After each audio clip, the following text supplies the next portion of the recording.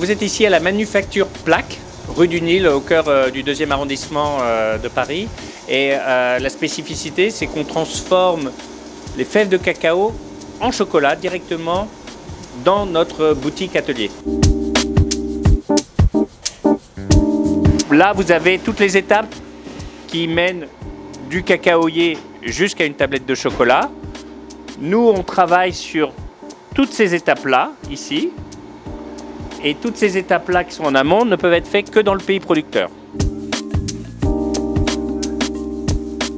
Donc, on sélectionne, on trie les fèves, c'est ce qu'ils sont en train de faire ici dans l'atelier. On va les torréfier sur place avec un four très classique. Une fois qu'on a fait ça, on va devoir la concasser et séparer l'écorce de la fève. Et c'est là où on va se retrouver avec un déchet très intéressant à double titre, l'écorce de cacao. L'écorce de cacao, soit nous on va la revendre ici pour faire de l'infusion. C'est aussi bon que du thé, mais avec des notes vraiment cacaotées. Mais on en produit beaucoup. Le reste, c'est une matière première sèche qui est propre au recyclage.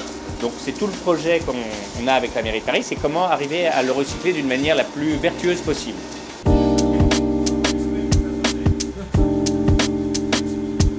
La ville de Paris a développé le compostage des déchets alimentaires dans le cadre de son programme local de prévention des déchets ménagers et assimilés. Dans ce cadre, elle fournit un accompagnement par des maîtres composteurs, la formation et également du matériel.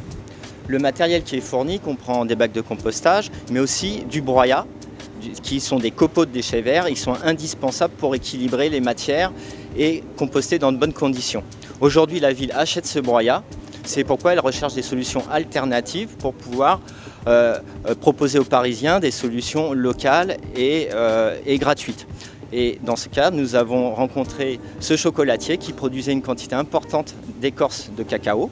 Ces écorces sont sèches et c'est pourquoi nous avons lancé une expérimentation pour tester ces écorces sur des sites de compostage. Jusqu'à présent, sur l'expérimentation, on peut voir que justement ces écorces de cacao arrivent à faire l'effet un peu escompté sur le remplacement du broyat.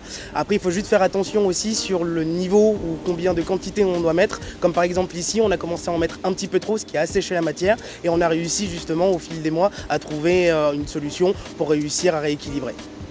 Nous sommes des adhérents de l'association L'eau durable et nous animons ce compost de quartier depuis bientôt 2 ans. Voilà. Et donc c'est une très belle expérience de vie parce que ça crée, évidemment, je crois qu'on peut dire, une communauté de quartier. Les gens se rencontrent, les voisins font connaissance. Finalement, on se dit presque, c'est tellement intéressant de faire ça parce qu'on transforme notre quartier en un petit village.